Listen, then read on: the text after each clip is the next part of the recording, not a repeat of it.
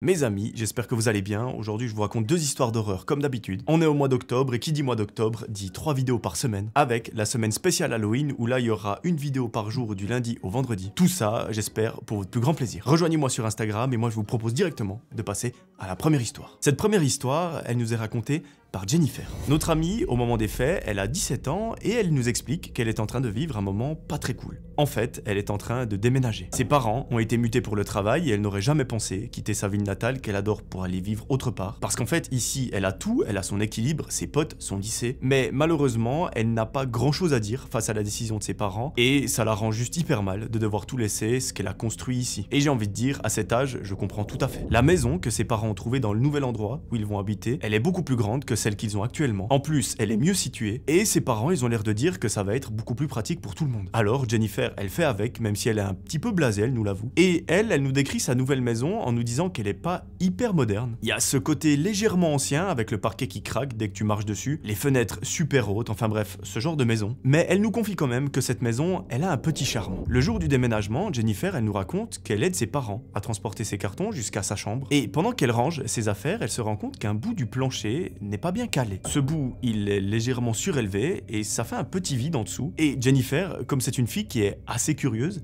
elle va essayer de le bouger. En fait, son but, c'est tout simplement de voir si déjà elle peut le réparer et surtout pour voir ce qu'il y a en dessous. Là, en soulevant ce bout du plancher, Jennifer, elle tombe sur un cahier noir. Elle pose alors le petit carnet sur sa table de nuit et elle ira voir un petit peu plus tard ce qu'il contient. Pour l'instant, c'est pas la priorité. Les heures passent et le déménagement se termine plutôt vite. Le soir même, Jennifer prend un repas avec ses parents et après celui-ci, elle monte directement dans sa chambre. Dans sa tête, elle n'a pas oublié le petit carnet, elle a hâte de voir ce qu'il y a dedans et d'après ce qu'elle voit, ça ressemble à une sorte de journal intime. Elle nous dit qu'à ce moment-là, elle a comme une petite montée d'adrénaline parce que c'est rare de tomber sur un truc pareil. Surtout là, c'est assez particulier parce qu'elle vient d'emménager à peine dans cette maison et la première découverte qu'elle fait, c'est un journal intime.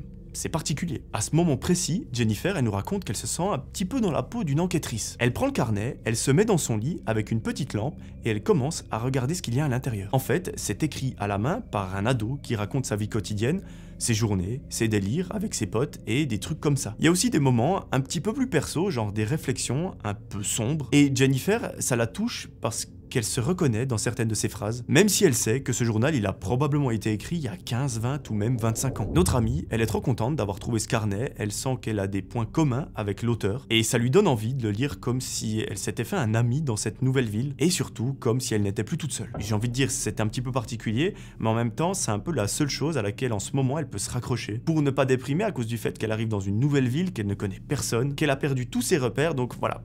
C'est plutôt cool. En fait, c'est un peu comme si ça lui faisait une petite compagnie. Jennifer, elle se met à lire tous les soirs, un peu comme si c'était devenu son rituel. Ce n'est plus de la simple curiosité, mais c'est comme si elle se liait à cette personne à travers les pages, vu qu'eh bien, ils ont vécu au même endroit. À côté de ça, sa vie dans la nouvelle maison, elle commence gentiment. Ses parents, eux, ils sont trop contents, ils répètent qu'ils ont fait une bonne affaire, et surtout, qu'ils se sentent extrêmement bien ici. Ces nouvelles nuits, à Jennifer, dans sa nouvelle chambre, elle se passe plutôt bien. Mais le truc, c'est que parfois, elle a l'impression qu'il y avait une présence un petit peu lourde dans la pièce. Avant, elle habitait en appartement, en ville, donc il y avait du bruit. Et là, le silence qui règne, elle y est pas encore vraiment habituée. C'est un silence absolu, il y a aucun bruit, à part quand il y a du bois qui grince, le plancher qui fait un petit peu de bruit. Du coup, vu que maintenant elle s'habitue au silence, dès qu'il y a le moindre bruit, ça la fait assez vite flipper. Plus les jours passent, et plus Jennifer en apprend sur la vie du garçon qui a vécu dans cette chambre et qui est la sienne actuellement. Elle se met dans sa tête à l'imaginer physiquement, à se demander comment étaient ses parents, ses potes. Enfin, elle est vraiment plongée dans la vie de ce mec et vraiment, elle s'y met à 100%. Dans le journal, à un moment, le garçon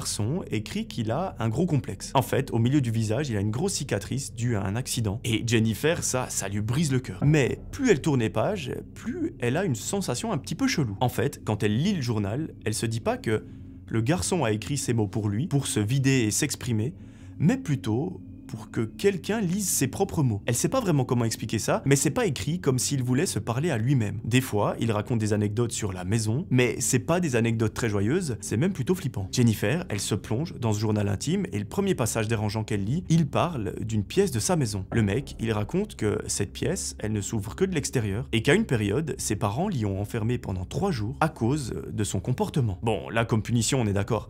C'est un petit peu radical, mais il va encore un petit peu plus loin dans son récit parce qu'il explique qu'il a été enfermé sans lumière, sans nourriture et surtout sans eau. Naturellement, Jennifer, elle est tétanisée de lire ça parce que de mémoire, 3 jours sans eau, on passe pas loin de la mort. Au moment où elle lit ça, Jennifer, il y a une question qui lui vient à l'esprit, c'est où est cette fameuse pièce? La maison est grande, jusqu'à maintenant, elle n'a pas eu le temps de tout regarder, mais évidemment, ça l'intrigue beaucoup trop. Ce qu'elle fait, c'est qu'elle se lève de son lit, elle prend son téléphone pour faire une lampe de poche et elle commence à explorer sa maison. À ce moment-là, il est à peu près 23 h à l'extérieur, il fait tout nuit. Elle sort de sa chambre et pile à cet instant, elle entend un bruit qui semble provenir du rez-de-chaussée. Peut-être que c'est ses parents qui se sont réveillés, elle ne fait pas beaucoup de bruit et elle monte à l'étage. Dans sa tête, elle se dit que c'est sûrement là que se trouve cette fameuse pièce. Elle fait doucement parce qu'elle sait que si ses parents l'attrapent en train de ne pas dormir et de naviguer dans la maison, ça va barder. Et une fois en haut, Jennifer, elle active la lampe de poche et au loin, elle voit une porte. Cette porte, elle semble être plus petite que la normale avec une poignée en fer. Elle s'en approche, elle tourne gentiment la poignée,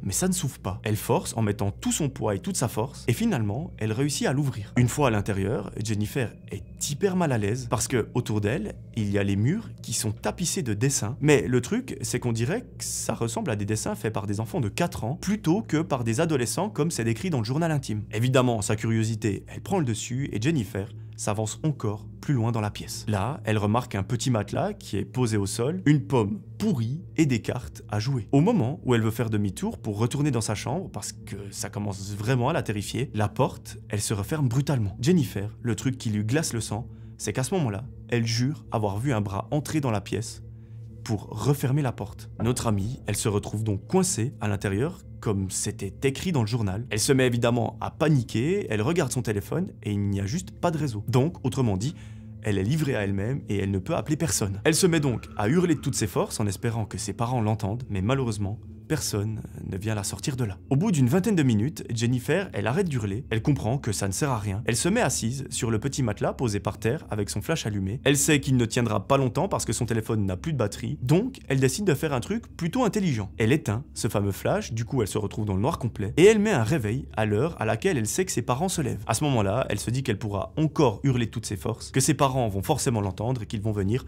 la libérer. Du coup, Jennifer, elle passe la nuit assise sur le matelas avec les yeux fermés. Elle dort pas vraiment, elle est éveillée, mais elle nous raconte qu'elle ferme les yeux parce qu'elle ne veut pas voir ce qui se passe. Cet endroit, il est beaucoup trop sombre et surtout, il la terrifie. À 6 h du matin, l'alarme qu'elle avait programmée se met à sonner. Elle attend quelques minutes pour que ses parents se réveillent gentiment et qu'ils sortent de leur chambre, et là, elle hurle de toutes ses forces. Au bout de 2 minutes, ses parents arrivent en furie et ils lui demandent ce qu'elle fait là-dedans. Notre amie est pétrifiée, elle saute dans les bras de son père en pleurant. D'un côté, elle veut leur parler de ce fameux journal, mais pas vraiment. Du coup, elle leur dit juste qu'elle voulait visiter les pièces qu'elle n'avait pas encore vues dans la maison et qu'elle s'est faite enfermer là-dedans. Elle leur dit: vous étiez réveillés hier à 23 h et je vous ai entendu en bas. Les parents, ils se regardent et ils lui disent: non ma chérie, à cette heure-là, on dormait. Alors là, il y a une question que se pose Jennifer, c'était quoi ces bruits en bas et surtout, qui a bien pu l'enfermer? Est-ce qu'elle a vraiment vu quelqu'un ou est-ce que c'est la porte qui s'est refermée toute seule? Tout ce qu'elle sait, c'est qu'elle a eu la peur de sa vie et pendant qu'elle était enfermée, elle ne pouvait pas s'empêcher de penser à ce pauvre garçon qui était resté là sans manger ni boire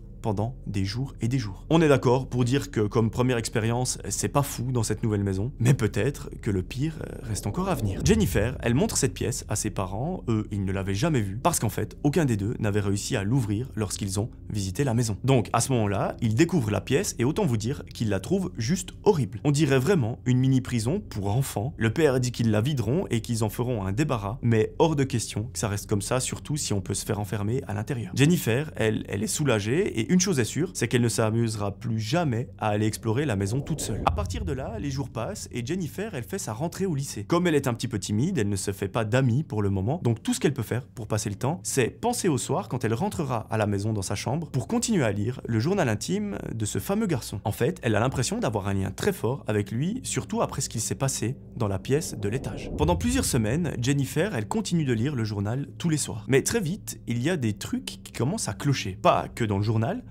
mais également dans la maison. Elle nous dit par exemple que la première fois où elle a vraiment un doute, c'est une nuit, vers 2 h du matin, elle se réveille parce qu'elle a entendu un bruit de pas dans le couloir, et directement, elle pense que c'est son père qui va aux toilettes, sauf que la lumière ne s'allume pas. Encore plus bizarre, les pas, ils s'arrêtent juste devant sa porte, au lieu de continuer logiquement vers la salle de bain. Donc, elle reste figée, sous sa couette, et au bout d'1 minute de silence complet, les pas repartent. Elle, cette minute s'est passée comme si c'était 3 ans. Elle est sûre que ce n'est pas son père parce que pourquoi est-ce qu'il aurait fait ça? En mode, je vais pisser, mais au final, non, je reste planté là devant la porte de la chambre de ma fille. C'est bizarre, c'est quoi l'intérêt? Jennifer, elle nous raconte que le soir suivant, quand elle est en train de lire le journal, elle a l'impression de voir une silhouette passer derrière sa fenêtre. Ça lui fait trop peur parce que c'est pas son imagination, elle a vraiment vu une ombre passer, comme si quelqu'un marchait tranquillement dans le jardin. En fait, petit à petit, elle ressent tous les jours une sorte de présence qui s'installe autour d'elle. Et c'est de pire en pire, parce que plus elle lit le journal intime qu'elle a trouvé dans le plancher, plus ce qui est écrit dedans est troublant. Au début, il écrivait des trucs banals sur ses journées,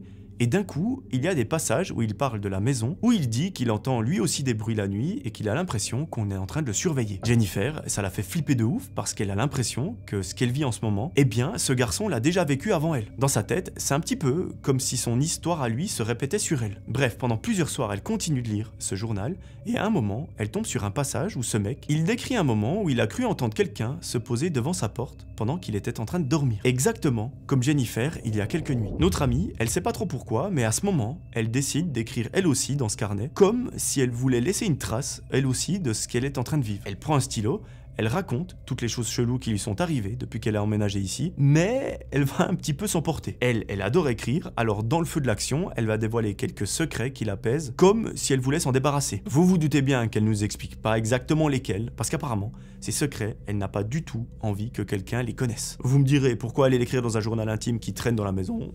Je ne sais pas. Sauf que cette nuit-là, elle va être réveillée par des sortes de grattements contre les murs, un peu comme si quelqu'un grattait du plâtre avec ses ongles. Parfois, ça vient du salon, parfois carrément derrière sa tête de lit. Elle reste complètement immobile en espérant que ça s'arrête. Et une chose est sûre, une maison, elle fait des bruits, on est d'accord, mais pas ce genre de bruit-là. L'histoire, elle reprend 2 jours plus tard, lorsque la jeune fille est en train de ranger ses habits. À ce moment-là, elle retrouve un de ses cahiers qui est sur le bureau, alors qu'elle est sûre et certaine qu'elle l'avait laissé dans son sac de cours. Cette idée que quelqu'un puisse toucher à ses affaires, ça la met très mal à l'aise, parce que ses parents ne font jamais ça. D'ailleurs, eux, de leur côté, ils n'entendent rien de spécial. Tout va bien pour eux. Jennifer, elle voit bien qu'il se passe des trucs bizarres, elle voit des livres qui changent de place, que ses chaussures ne sont pas rangées comme elle les avait laissées. Enfin, il y a quelque chose qui est en train de se passer, et elle le sait. Un soir, alors qu'elle veut lire le journal intime, Jennifer, elle décide de ne pas reprendre là où elle s'est arrêtée, elle veut aller directement à la fin du journal. Encore une fois, sa curiosité va être plus fort que tout. Elle veut voir s'il parle de la raison pour laquelle ils ont déménagé,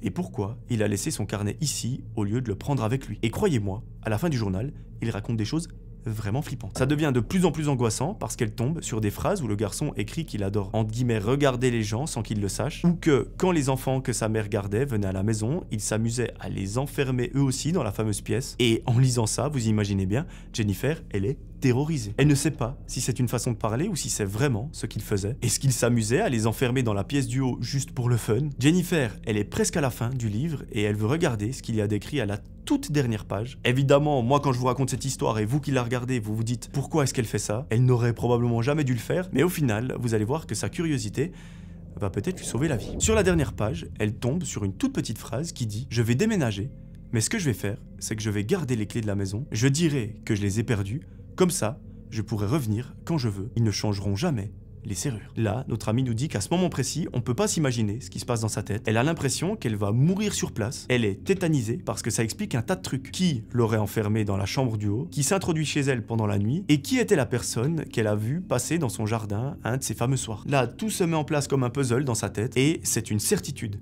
Cet adolescent, qui de nos jours doit avoir entre 30 et 40 ans, continue de s'introduire dans cette maison à son bon vouloir. Quand il le veut, vraiment, il fait comme chez lui. Jennifer, elle nous avoue quelque chose, c'est qu'à partir de ce moment-là, elle ne lit plus du tout le journal. Elle ne veut plus en voir la couleur, alors elle le planque sous son matelas et elle essaye de l'oublier. Personnellement, en lisant l'histoire et en vous la racontant, j'ai une question qui me vient en tête. Jennifer, pourquoi tu n'as pas prévenu tes parents? Elle ne l'a pas fait, et pendant plusieurs jours, elle nous explique que les bruits, ils continuent. Mais à un moment, ça devient tellement gros, tellement oppressant pour elle, qu'elle se pose la question « Ah, est-ce que je devrais en parler à mes parents ?» Eh bien Jennifer, on t'applaudit, bravo, c'est le moment. Du coup, à un moment, elle prend son courage à deux mains et elle va voir sa mère. Elle lui raconte tout ce qu'elle a vu, tout ce qu'elle a entendu, tout ce qu'elle a lu, et sa mère, elle est un petit peu sceptique. Elle lui dit « Maman, pas de problème, tu peux ne pas me croire, mais par contre, viens avec moi dans ma chambre et je te montre ce fameux cahier. » Les deux femmes se rendent dans la chambre, elle ouvre le journal et lorsqu'elle arrive sur la dernière page, elle est tétanisée. Elle voit une nouvelle phrase qui est écrite « Cette nuit,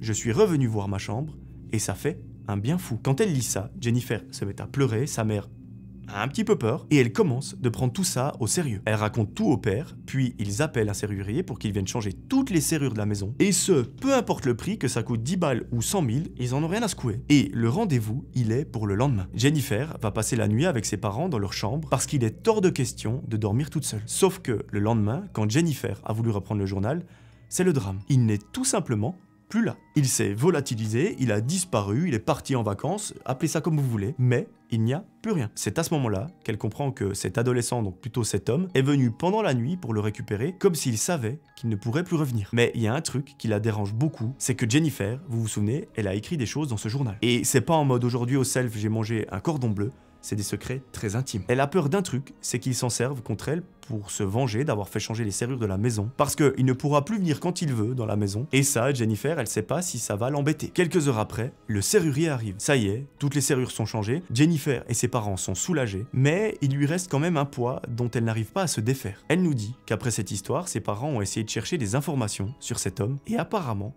ils ont retrouvé quelques papiers de l'ancien bail, mais rien qui ne correspond aux initiales qu'il avait laissées dans le journal, un V et un P. Parce que oui, à la fin du journal, il signait parfois avec ses lettres, mais sans prénom ni nom complet. Cette histoire, elle a rendu complètement dingue notre amie Jennifer. Elle sait que cet homme a vécu dans sa chambre, qu'il connaît chaque recoin de la maison et qu'il peut revenir quand il veut. Plus à l'intérieur de la maison, parce qu'ils ont changé toutes les serrures, mais à l'extérieur, il le peut très bien. Il connaît le visage de Jennifer, et pire, il connaît tous ses secrets. Notre amie, elle nous dit qu'elle repense souvent à la dernière phrase qu'il a écrite. Cette nuit, je suis revenu voir ma chambre et ça m'a fait un bien fou. Et ça la hante parce qu'elle s'imagine cet homme assis sur son lit ou debout dans le noir à la regarder dormir pendant qu'elle était persuadée que c'était des hallucinations ou que c'était simplement la maison qui faisait du bruit. Et autant vous dire que rien que d'y penser, elle a encore des frissons. Voilà, c'est la fin de cette première histoire. Je sais pas ce que vous en avez pensé, personnellement, je l'ai bien aimé, mais il y a beaucoup de questions qui me restent dans la tête. En fait, je me demande comment est-ce qu'on peut ne pas se rendre compte que quelqu'un vient dans notre maison, qu'il se met assis sur notre lit alors qu'on est en train d'y dormir. C'est pour ça que cette histoire, pour moi, elle est un petit peu tirée par les cheveux. Je sais pas ce que vous en pensez, dites-moi dans les commentaires. Mais je l'ai trouvé sympa, donc c'est pour ça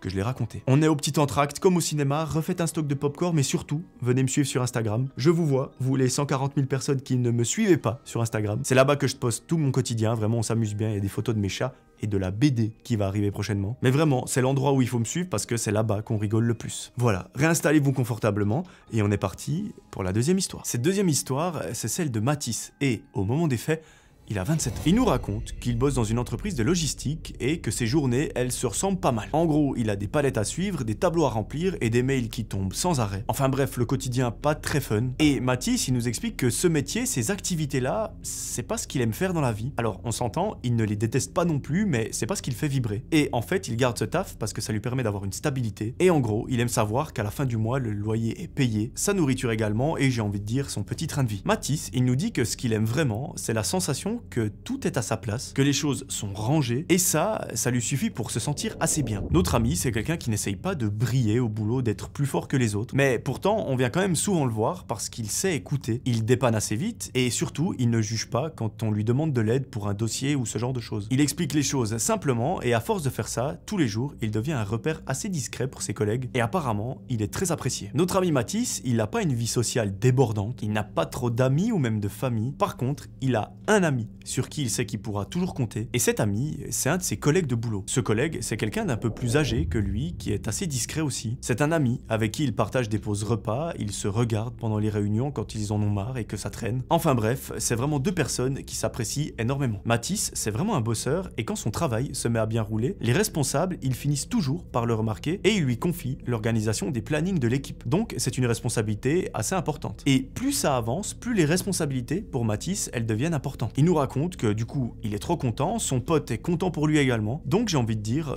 tout roule à ce moment-là. Un jour, le responsable de l'établissement convoque Mathis dans son bureau. Alors, notre ami, il est un petit peu stressé, il se dit oula, qu'est-ce qu'il va pouvoir bien me dire? Et finalement, c'est pour une bonne nouvelle. Mathis est promu chef d'équipe parce qu'il a montré qu'il sait tenir un groupe et qu'il est fait pour être un leader au vu de son investissement ces derniers mois. Vous imaginez bien, notre ami, il est complètement sous le choc parce qu'il ne s'attendait pas du tout à une telle promotion. Enfin, il la sentait venir, mais pas si rapidement. Et pour lui, ça signifie aussi une augmentation de son salaire, de ses responsabilités. Du coup, eh bien, il est juste trop content. En sortant du bureau, le responsable le prend par les épaules et annonce à toute l'équipe que Mathis vient d'être promu. Tout le monde est content pour lui, on lui dit que c'est mérité, mais lorsque c'est au tour de son ami de le féliciter, il a un sentiment étrange. Son pote, il lui serre la main, il le regarde droit dans les yeux, mais il ne sourit pas du tout. Juste, il se contente de lui serrer la main ultra fort, limite il lui broie la main, et il lui lâche un simple « félicitations mec ». Rien de plus. C'est un peu comme si c'était pas vraiment sincère. On est d'accord, c'est un petit peu bizarre, sachant que c'est censé être son meilleur pote. Les jours suivants, ils se déroulent comme d'habitude en apparence. Mathis arrive à l'heure, il organise, il répond, il tamponne les urgences, tout comme d'habitude, mais avec cette fierté en plus d'avoir été promu. Les premiers jours, Mathis ne remarque pas grand chose, il se sent juste un petit peu plus nerveux que d'habitude, mais bon, il met ça sur le dos de la pression, de son nouveau rôle, et il se dit que c'est normal au début d'être un petit peu anxieux et d'avoir peur de mal faire, surtout quand on nous confie de nouvelles responsabilités. Il essaye donc de se parler à lui-même pour se calmer, il se répète que ça va passer. Et très vite,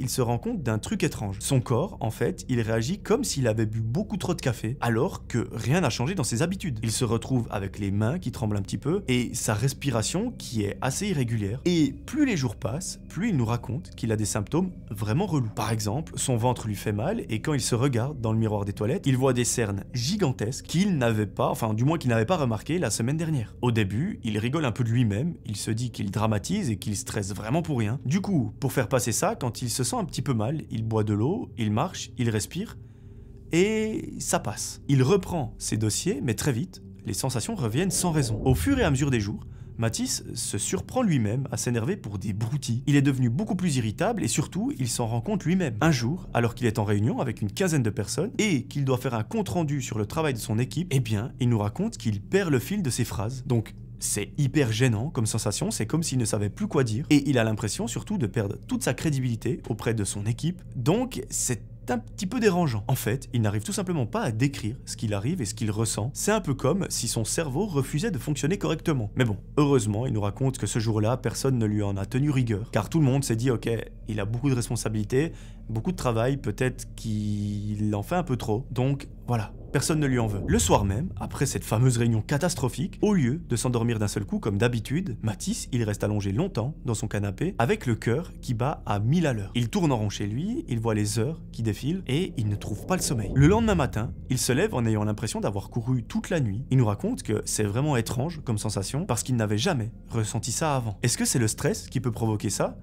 Franchement, il n'en sait rien du tout. Il n'a pas changé ses habitudes ni son mode de vie. La seule chose qui a changé récemment, c'est cette promotion. Du coup, au travail, il essaye de garder le cap, mais il sent qu'il commence gentiment à craquer. Et lorsqu'il arrive au travail, après quelques heures, il part se chercher un café. Mais quand il revient, il trouve un petit mot plié dans sa trousse avec écrit « Stresse pas, chef ». Il se dit que c'est une blague mélangée à une pointe de jalousie, alors il passe au-dessus. Sauf que les jours passent et d'autres détails viennent s'ajouter. Mathis, il se sent pas vraiment bien, il a souvent la tête qui tourne et il a vraiment du mal à se concentrer sur ses dossiers. Du coup, forcément, au boulot, il est beaucoup moins productif qu'avant et ça se passe plus aussi bien que d'habitude. Au point que ses collègues commencent à remarquer que Mathis a un comportement un petit peu bizarre. Quand quelqu'un lui demande de l'aide sur un dossier ou quoi que ce soit, il s'emporte très vite et il les remballe, alors que c'est pas du tout le genre de personne à faire ça et surtout, il n'a jamais fait ça auparavant. Et avec du recul, Mathis nous explique que c'est comme s'il devenait quelqu'un d'autre, une toute autre personne. Et ça le fait légèrement paniquer. Alors au début, la première théorie, c'est qu'il devient malade. Peut-être qu'il a attrapé une grippe ou un truc chiant comme ça, qui ferait en sorte qu'il n'arrive pas à se concentrer et qu'il est très irritable. Du coup, son premier réflexe, c'est d'aller chez le médecin qui va lui prescrire des antibiotiques. Mais même après son traitement, il continue de se sentir très mal. Et on dirait même que ça a empiré avec les médicaments qu'il a pris. Il nous raconte qu'à ce moment-là, tout le saoule. Rien que d'entendre ses collègues parler ou rigoler, ça l'énerve au plus haut point. Et carrément, il devient méchant avec eux. Là, il commence vraiment à perdre pied, il ne retrouve plus ses dossiers qu'il avait pourtant soigneusement rangés. Il renverse du café sur des papiers importants en réunion devant tout le monde. Et là, franchement, on est d'accord, ça ne va plus du tout. Il ne sait pas quoi faire parce que ses supérieurs, ils voient qu'il est de plus en plus étrange. Et lui, eh bien, il a hyper peur de perdre sa promotion ou pire, carrément, de perdre son emploi. Parfois, ça lui arrive même de ne plus se souvenir des dossiers qu'il a traités la veille. Enfin bref, il a vraiment l'impression de perdre la boule. Et malheureusement, jusque-là, ça tenait à peu près, mais un mercredi matin, vous allez voir que tout va s'écrouler pour notre ami Mathis. Il voit son ami et donc son collègue qui arrive dans un état pitoyable. Il est couvert de bleu de la tête aux pieds et il a des égratignures absolument partout sur le visage. Forcément, Mathis lui demande ce qui lui est arrivé parce qu'il est choqué de le voir dans cet état. Et là, son pote le repousse de toutes ses forces. Mathis, il se tape le dos sur le bureau au point où il y a tout qui tombe, y compris son ordinateur, et il finit par s'écrouler par terre. Son pote lui hurle dessus devant tout le monde alors qu'il est par terre en lui disant d'arrêter de faire l'innocent et en l'accusant de l'avoir poussé dans les escaliers la veille alors qu'il repartait chez eux après le travail. Bien évidemment, le responsable entend tout ce qui se passe, alors il s'approche des deux hommes pour savoir c'est quoi ce bordel. À ce moment-là, le pote de Mathis raconte encore une fois à le responsable que Mathis l'a poussé volontairement dans les escaliers la veille et qu'il a passé sa soirée aux urgences. Mathis, vous imaginez bien, il se sent très mal, mais il est tellement dans un état second en ce moment qu'il ne sait même pas si ce que son pote raconte est vrai, étant donné qu'il en a aucun souvenir. En fait, il commence à perdre la mémoire de jour en jour et ça, tout le monde l'a remarqué. Une heure plus tard, Mathis est convoqué dans le bureau du responsable qui lui donne un avertissement. Il lui dit que voilà, c'est un de ses meilleurs éléments, mais qu'il va falloir qu'il se reprenne parce que là, en ce moment, il déconne beaucoup trop. Entre cette bagarre et son état de santé, ça commence à faire un peu beaucoup. Donc attention, carton jaune. Mathis, lui, de son côté, il a trop peur de lui confier des choses par rapport à son état de santé, de lui dire que voilà, mec, je ne sais pas ce qui m'arrive. Du coup, il se contente juste de lui dire qu'il va se reprendre et surtout qu'il veut garder son poste. Le soir, il rentre chez lui et il décide de prendre un médicament pour dormir assez tôt. Il se dit qu'une longue nuit de sommeil peut que lui faire du bien. Mais pendant la nuit, il va entendre des coups à sa porte d'entrée comme si quelqu'un toquait hyper fort, des bruits sur sa fenêtre comme des cailloux qui sont lancés sur une vitre et franchement, il a vraiment l'impression de devenir fou et il ne va pas dormir de la nuit à cause de ça. Il est effrayé par tous ces bruits qu'il entend pendant la nuit et il n'a pas la force d'aller voir ce que c'est. C'est que vers 6 h du matin qu'il va réussir à s'endormir car les bruits vont finalement s'arrêter. Quand il se réveille, Mathis prend son téléphone dans ses mains. Le problème, c'est qu'il est 11 h. Il a donc loupé son réveil et comme par hasard, il avait une réunion très importante. Il regarde ses notifications et là il voit qu'il a 13 appels manqués de son patron et autant vous dire qu'à ce moment-là, il ne se sent pas bien du tout. Du coup, il s'habille en vitesse, il court jusqu'au travail où, vous vous en doutez, il va se faire défoncer par son patron. Il lui dit, écoute Mathis, c'est le deuxième avertissement que je te donne et au troisième, tu ne perdras pas ta promotion mais carrément ton emploi. Parce que là, désolé de te le dire, mais j'ai un peu l'impression que t'es en train de te foutre légèrement de ma gueule. Là, c'est un coup de massue pour Mathis et ça ne va malheureusement pas s'arrêter là. Tous les jours, pendant une semaine, le jeune homme va recevoir des petits mots menaçants qui vont être mis dans sa trousse. Le premier qu'il reçoit, il dit « Tu es en train de devenir fou, démissionne, c'est mieux pour toi ». Ou par exemple « Espèce de taré, c'est toi qui devrais te jeter dans les escaliers ». Et à chaque fois, Mathis, il ne sait pas de qui proviennent ces mots. Malgré ça, il n'a pas du tout la force physique ni mentale de mener l'enquête pour savoir qui lui met ces putains de mots dans sa trousse. Donc, la seule chose qu'il fait,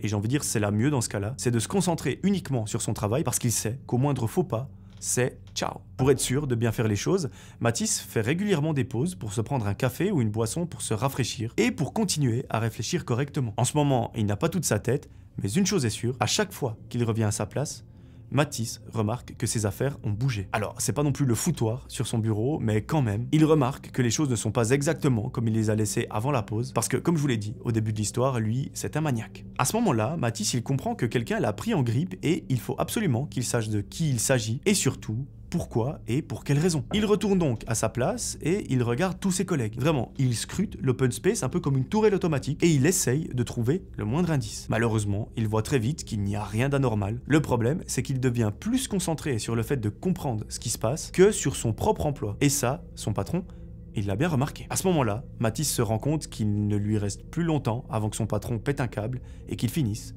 par le virer. Du coup, pour prouver que quelqu'un touche à ses affaires, il va faire un petit trait à côté de sa bouteille d'eau pour voir si elle va bouger quand il reviendra. Donc vraiment la technique, elle est très poussée. Il s'en va faire des photocopies pendant environ 5 minutes et quand il revient, Mathis, il reste bouche bée. Il savait très bien que ses affaires bougeaient, il voulait juste en être sûr, mais cette fois-ci, quand il a fait le trait à côté de sa bouteille, il a aussi regardé comment sa bouteille d'eau était remplie. Et là, en revenant de ses photocopies, il va se rendre compte d'une chose assez étrange. C'est que quand il revient, cette bouteille d'eau, au lieu d'être remplie à moitié, comme il l'avait laissé, eh bien là, elle est presque pleine. Avant ça, il n'y avait jamais fait attention, parce qu'on va se le dire, qui regarde le niveau d'eau de sa bouteille avant de partir?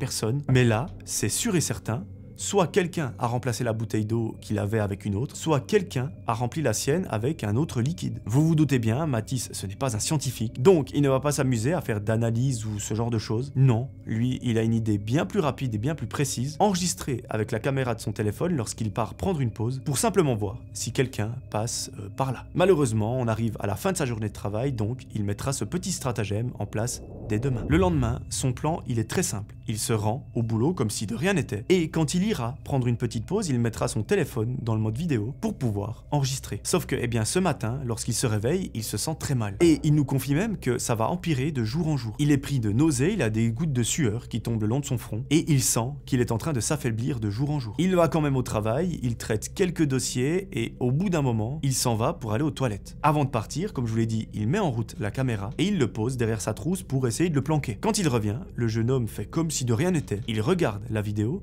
et ce qu'il va voir, c'est juste horrible. C'est vraiment la stupéfaction parce qu'il voit son propre ami et collègue verser une substance dans sa bouteille. Alors, il ne comprend pas tout de suite pour quelle raison, mais au moins, il comprend que tout son état physique et mental, c'est probablement lié à ça. Mathis n'attend pas une seconde et il se rend dans le bureau de son patron. Il ne se casse même pas le cul à toquer, il ouvre la porte d'un coup sec, son patron le regarde hyper mal. Il n'a même pas le temps de lui faire une remarque que Mathis lui montre la vidéo. Alors là, le patron, il est sur le cul. Cet employé, qui avait pourtant l'air si modèle et calme, bah on le voit dans une vidéo en train de verser quelque chose dans la bouteille de son propre pote. Du coup, le patron, il appelle immédiatement cet homme dans son bureau pour obtenir des explications. Et là, clairement, c'est le drame. L'ami de Mathis montre complètement une autre facette de lui quand il se voit sur cet enregistrement. Il hurle la vérité à son patron, il insulte Mathis de bon à rien. Il crie tellement fort que tout l'open space est au courant et il l'entend. Et en fait, il dit au patron, mais mec, cette promotion, elle aurait jamais dû être donnée à Mathis, mais à moi-même. Il fait que le dénigrer comme pas possible, il lui dit que, en gros, c'est une merde, qu'il ne vaut rien et que lui, par contre, il aurait eu les épaules pour être chef d'équipe. Et dans son excès de colère, il avoue même que c'est lui-même qui s'est jeté dans les escaliers pour faire croire que Mathis était quelqu'un de violent et que malgré tout ça, le patron ne l'a même pas viré. Et selon lui, c'est inadmissible. Il lui dit même que son entreprise, c'est de la merde et qu'il a couvert un accident juste parce que Mathis était le chouchou du patron. Dites-vous que le mec est tellement en train de péter un câble que le patron, il appelle la sécurité pour le faire dégager du bureau avant que ça parte en fight. Les mecs de la sécu arrivent et le mec se débat dans tous les sens. Il hurle dans tout l'open space que tout le monde est un connard, qu'ils ne savent pas travailler et que lui, il aurait fait bien mieux que tout le monde. Et vous vous souvenez les bruits que Mathis entendait chez lui? Eh bien, il nous raconte qu'il n'a pas vraiment eu de preuves par A plus B que c'était ce gars. Mais j'ai envie de dire,